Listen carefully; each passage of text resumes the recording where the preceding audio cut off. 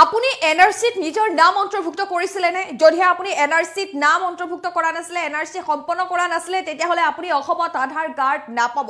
2014 চনত যিসকলে এনআৰচি কৰিছিলে সেইসকলেহে আধাৰ কাৰ্ড পাব এনআৰচিক লৈ আজিৰে পৰা নতুন নিয়ম অসমত প্ৰৱৰ্তন কৰা হৈছে মুখ্যমন্ত্ৰী ডক্টৰ হিমন্ত বিশ্ব শৰ্মাই আধাৰ কাৰ্ডক লৈ এনআৰচিক লৈ কেইবাটাও ডাঙৰ ঘোষণা কৰিছে আজিৰে পৰা নতুন নিয়ম আধাৰ কাৰ্ডক লৈ আহিছো কবিস্তাৰে এই মুহূৰ্তত বিগ ব্ৰেকিং নিউজ গুৰুত্বপূৰ্ণ খবৰ প্ৰতিগৰাকী দৰ্শকৰ বাবে এনআৰচিত আবেদন নকৰিলে অসমত নাপাব আধাৰ কাৰ্ড 2014 চনত এনআৰচিত আবেদন কৰা সকলেহে আধাৰ কাৰ্ড লাভ কৰিব আজিৰ পৰা আধাৰ কাৰ্ডক লৈ নতুন নিয়ম আজিৰে পৰা অসমত আধাৰ কাৰ্ডক লৈ নতুন নিয়ম মুখ্যমন্ত্ৰী ডক্টৰ হিমন্ত বিশ্ব শৰ্মাৰ এই ডাঙৰ খবৰ ডাঙৰ মন্তব্য অসমত অধিক জটিল হ'ব আধাৰ কাৰ্ড প্ৰদান প্ৰক্ৰিয়া আৰু একাংশ জিলাত জনসংখ্যাতকৈ অধিক আধাৰ কাৰ্ড প্ৰদান কৰা হৈছে অসমত আধাৰ কাৰ্ড প্ৰস্তুত কৰি অন্য প্ৰান্তলৈ গুচি যায় আৰু একাংশ বাংলাদেশীয়ে অসমত আধাৰ কাৰ্ড প্ৰস্তুত কৰাৰ বাবে কঠোৰ হৈছে ৰাজ্য চৰকাৰ এনআৰচিত আবেদন নকৰিলে অসমত নাপাব আধাৰ কাৰ্ড গুৰুত্বপূৰ্ণ খবৰ এই মুহূৰ্তত জনাইছো যিসকল লোকে 2014 চনত এনআৰচিত আবেদন কৰিছিল এনআৰচি সম্পন্ন কৰিছিল বা এনআৰচিত যিসকল লোকে এনআৰচি 2014 চনত যেতিয়া এনআৰচিৰ আবেদন প্ৰক্ৰিয়া হৈছিল সেই তেতিয়া যিসকল লোকে আবেদন কৰিছিল সেইসকল লোকেহে অসমত আধাৰ কাৰ্ড পাব এতিয়াৰে পৰা আধাৰ কাৰ্ডক লৈ কঠোৰতকৈ কঠোৰ পদক্ষেপ গ্ৰহণ কৰিছে ৰাজ্য চৰকাৰে কিয়নো বিভিন্ন সময় দেখিবলৈ পোৱা যায় বাংলাদেশীয়ে বা বহিৰাজ্যৰ পৰা অহা লোকে অসমত আধাৰ কাৰ্ড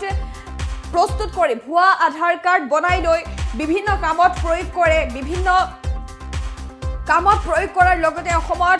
অসমৰ নাগৰিক হিচাপে তেওঁলোকে পৰিচয় দিয়ে এনে ধৰণৰ বিভিন্ন ঘটনা বিভিন্ন সময়ত সংঘটিত হৈ আহিছে যাৰ পৰিপ্ৰেক্ষিতত এনে ধৰণৰ ঘটনা যাতে সংঘটিত নহয় তাৰ প্ৰতি লক্ষ্য ৰাখি এই পদক্ষেপ লৈছে ৰাজ্য চৰকাৰে অসমত আধাৰ কাৰ্ড প্ৰস্তুত কৰি অন্য প্ৰান্তলৈ গুচি যায় একাংশ লোক আৰু ইয়াৰ লগতে একাংশ বাংলাদেশীয়ে অসমত আধাৰ কাৰ্ড প্ৰস্তুত কৰাৰ বাবে কঠোৰ হৈছে চৰকাৰ একাংশ বাংলাদেশীয়ে অসমত আহি আধাৰ কাৰ্ড প্ৰস্তুত কৰি লয় আধাৰ কাৰ্ড প্ৰস্তুত কৰি বিভিন্ন কাৰুকাৰ্যত লিপ্ত হয় এনেবোৰ কাৰ্য বা এনেবোৰ কামৰ বাবেই এই সিদ্ধান্ত লৈছে আধাৰ কাৰ্ডৰ ক্ষেত্ৰত কঠোৰতকৈ কঠোৰ ব্যৱস্থা গ্ৰহণ কৰিছে ৰাজ্য চৰকাৰে আজিৰে পৰা আধাৰ কাৰ্ডক লৈ নতুন নিয়ম মুখ্যমন্ত্ৰী ডক্টৰ হিমন্ত বিশ্ব শৰ্মাই এই কথা ইতিমধ্যে ঘোষণা কৰিছে এনআৰচিত আবেদন নকৰা সকলে অসমত নাপাব আধাৰ কাৰ্ড 2014 চনত যিসকল লোকে এনআৰচিত আবেদন কৰিছিল সেইসকল লোকেহে অসমত এতিয়া আধাৰ কাৰ্ড পাব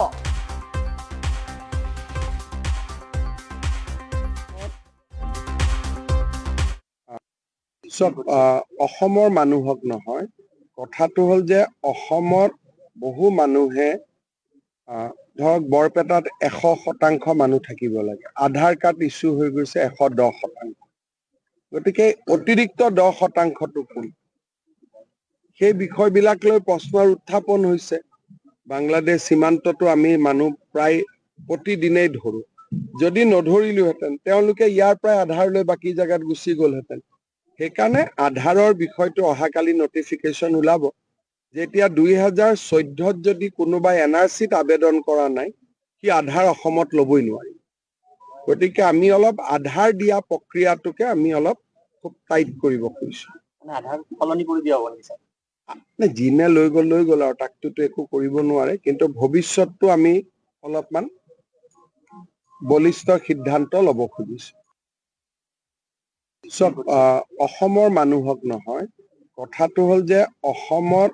বহু মানুহে ধৰক বৰপেটাত 100% মানুহ থাকিব লাগে আধাৰ কাৰ্ড ইছ্যু হৈ গৈছে 110% গতিকে অতিৰিক্ত 10%টো কোন সেই বিষয়বিলাক লৈ প্ৰশ্নৰ উত্থাপন হৈছে বাংলাদেশ সীমান্ততো আমি মানুহ প্ৰায় প্ৰতিদিনেই ধৰো যদি নধৰিলোহেঁতেন তেওঁলোকে ইয়াৰ পৰাই আধাৰ লৈ বাকী জাগাত গুচি গ'লহেঁতেন সেইকাৰণে আধাৰৰ বিষয়টো অহাকালি নটিফিকেশ্যন ওলাব যেতিয়া 2014ত যদি কোনোবাই এনআৰচিত আবেদন কৰা নাই সি আধাৰ অসমত ল'বই নোৱাৰি গতিকে আমি অলপ আধাৰ দিয়া প্ৰক্ৰিয়াটোকে আমি অলপ খুব টাইট কৰিব খুজিছো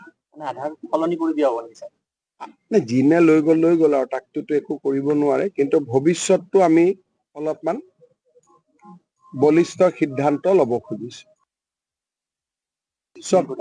অসমৰ মানুহক নহয় কথাটো হ'ল যে অসমৰ বহু মানুহে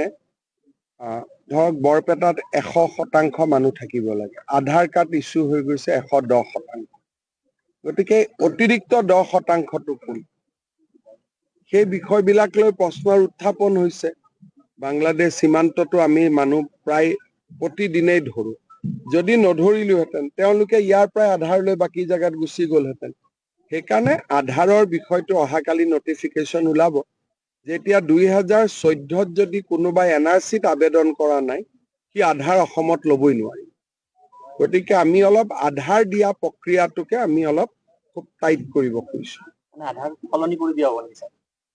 যিনে লৈ গ'ল আৰু তাকটোতো একো কৰিব নোৱাৰে, কিন্তু ভৱিষ্যতটো আমি অলপমান